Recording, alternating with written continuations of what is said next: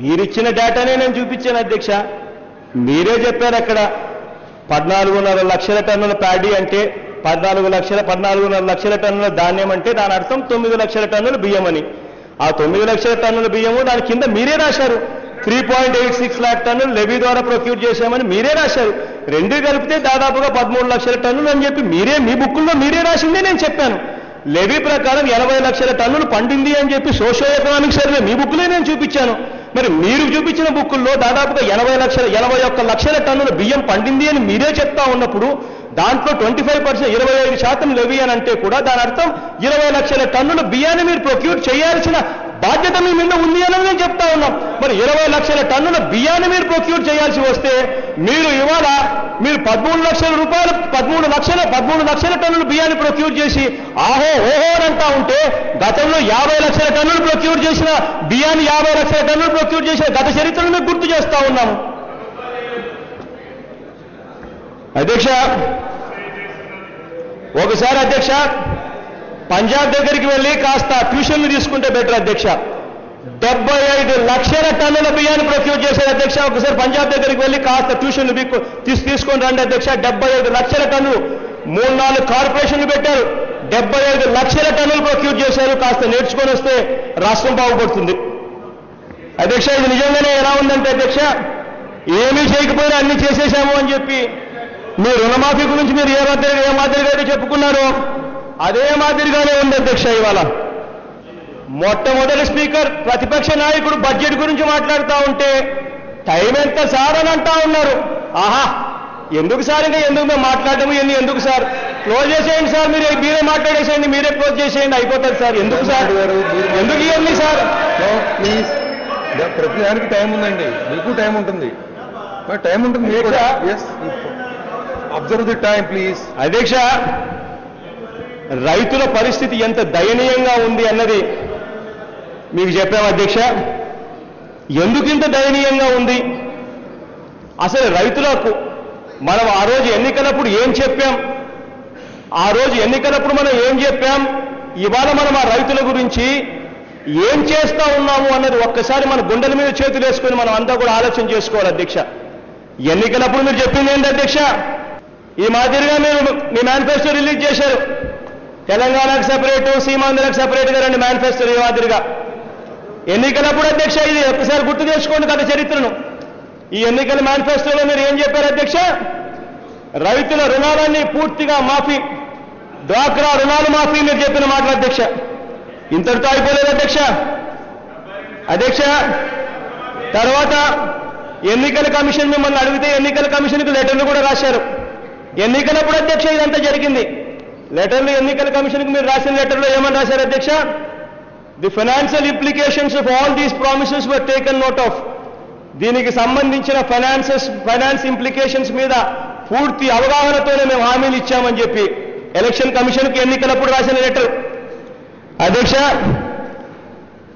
దాని తర్వాత అధ్యక్ష, ఏ టీవీ అడ్వర్టైజ్మెంట్ చూసినా కూడా, గోడల మీద ఏ రాత చూసినా కూడా, గ్రామాలలో ఏ ఫ్లెక్సీలను చూసినా కూడా కనిపించేది వినిపించేది ఏంటి అధ్యక్ష?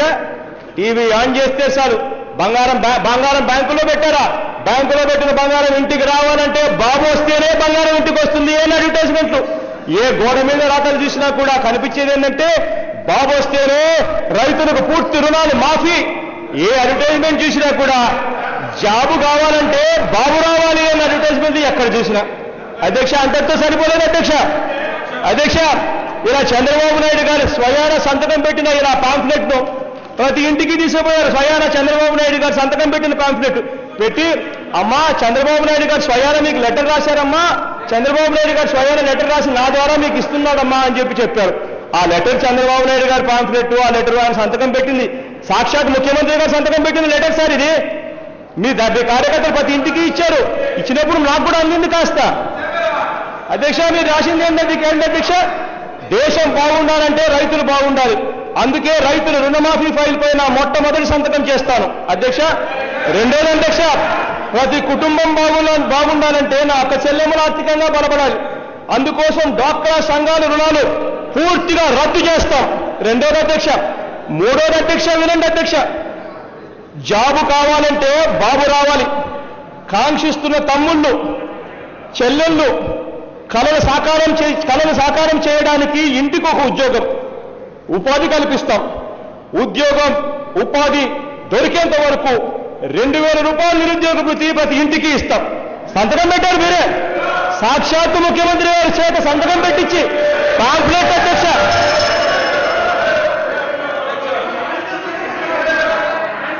అధ్యక్ష దాని తర్వాత అధ్యక్ష ముఖ్యమంత్రి అయ్యారు. అధ్యక్ష ప్రజలు మీ మాటలు నమ్మారు, ఓట్లేశారు, ముఖ్యమంత్రి అయ్యారు. అధ్యక్ష ముఖ్యమంత్రి అయిన తర్వాత గవర్నమెంట్ రిలీజ్ చేసిన అడ్వర్టైజ్మెంట్ అధ్యక్ష ఇది. ముఖ్యమంత్రి అయిన తర్వాత గవర్నమెంటే రిలీజ్ చేసిన అడ్వర్టైజ్మెంట్, పార్టీ కాదు, గవర్నమెంటే రిలీజ్ చేసిన అడ్వర్టైజ్మెంట్.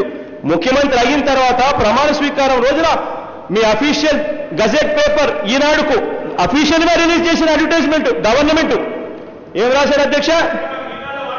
వ్యవసాయ రుణాలు రద్దు, డ్వాక్రా రుణాలు రద్దు. మీరు రాసిందే అధ్యక్ష. ఇంటికో ఉద్యోగం మీరు రాసిందే అధ్యక్ష. ఇవన్నీ చెప్పారు అధ్యక్ష. ఇవన్నీ చెప్పిన తర్వాత ఆ తర్వాత ముఖ్యమంత్రిగా చంద్రబాబు నాయుడు గారు ప్రమాణ స్వీకారం కూడా చేశారు అధ్యక్ష. సీక్వెన్స్ ఆఫ్ ఈవెంట్స్ అధ్యక్ష. ప్రమాణ స్వీకారం చేసిన తర్వాత అధ్యక్ష జూన్ 30వ తారీఖున బ్యాంకర్లు state level bankers committee meeting, అంటే బ్యాంకర్లు అందరూ కలిసి చంద్రబాబు నాయుడు గారి అధ్యక్షతన మీటింగ్ అధ్యక్ష. ఇది మామూలుగా పీరియాడికల్ గా ప్రతి 3 నెలలకు 4 నెలలకు ఒకసారి ఈ మీటింగ్ జరుగుతుంది అధ్యక్ష. ఎవరైతే ముఖ్యమంత్రిగా ఉంటారో ఆ వ్యక్తి ఈ బ్యాంకర్స్ కు ఈ state level bankers committee meeting కు అధ్యక్షత వహిస్తారు. అధ్యక్షత ఇంతకుముందు గత ముఖ్యమంత్రులు వహించారు. ఆ వహించిన ఆ డేటా అంతా నెట్లో ఉంటుంది. ఆ నెట్లో నుంచి ఎవరైనా కూడా ఈ డేటానంతా కూడా డౌన్లోడ్ కూడా చేసుకునే వెసులుబాటు ఉంటుంది. చంద్రబాబు నాయుడు గారు ముఖ్యమంత్రి అయిన తర్వాత సాక్షాత్తు చంద్రబాబు నాయుడు గారికే ఇవే బ్యాంకులే చంద్రబాబు నాయుడు గారికి ప్రజెంటేషన్ ఇచ్చారు అధ్యక్ష. అధ్యక్ష వాళ్ళు ఇస్తూ అన్నారు అధ్యక్ష, రాష్ట్రంలో వ్యవసాయ రుణాలు 31/3/2014 అంటే చంద్రబాబు నాయుడు గారు ముఖ్యమంత్రి కాకముందు, అంటే జూన్లో ఆయన ప్రమాణ స్వీకారం చేశాడు. 31 మార్చి దాకా 31 మార్చి 2014 దాకా 87,612 కోట్ల రూపాయలు రాష్ట్రంలో వ్యవసాయ రుణాలు ఉన్నాయని చెప్పి ఇచ్చారు. దాని తర్వాత సెల్ఫ్ హెల్ప్ గ్రూప్స్ 14,204 కోట్ల రూపాయలు ఉన్నాయని చెప్పి వాళ్ళే ఇచ్చారు. అధ్యక్ష చంద్రబాబు నాయుడు గారికి ఇచ్చిన ప్రజెంటేషన్లో వాళ్ళు ఇంకా చెప్పుకొచ్చారు అధ్యక్ష, మొత్తం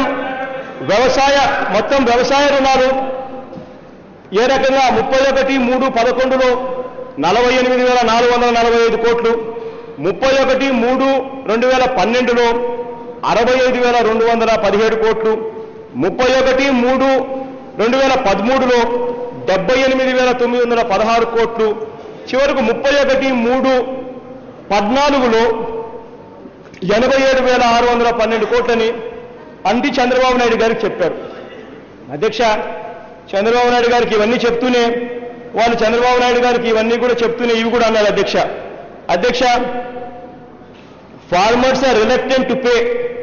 రైతులు లోన్లు కట్టడానికి సుముఖంగా లేరు, వాళ్ళు యాంటిసిపేటింగ్ డెట్ వేవర్. అధ్యక్ష రైతుల దుస్థితి ఏంటి? రైతుల దుస్థితి మీరు కేటాయింపులు చేశారు అధ్యక్ష. 4,300 కోట్లు బడ్జెట్ స్పీచ్ లో ప్రతిపక్షం బడ్జెట్ స్పీచ్ లో యూ కెనాట్ ఇంటర్ఫియర్ అధ్యక్ష. Anything I can speak and also this is subject Chandrababu మాటలు మీరు ఒకసారి వినడానికి వ్యతిరేకంగా మాట్లాడొద్దండి.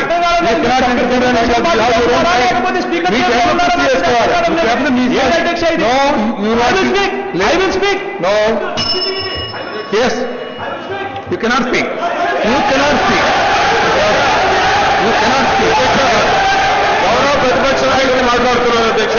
You cannot speak. తెలుగుదేశం ప్రభుత్వం ఇదండి. గౌరవ ముఖ్యమంత్రిగా బడ్జెట్ డిస్కషన్ చెప్పారు అధ్యక్ష. అధికారంలో రాగానే తొలి సొంతకం చేసి మాట నిలబెట్టుకున్నటువంటి ముఖ్యమంత్రి 3 రోజులు వాయిదా ఇచ్చారు. మీరు 1 రోజు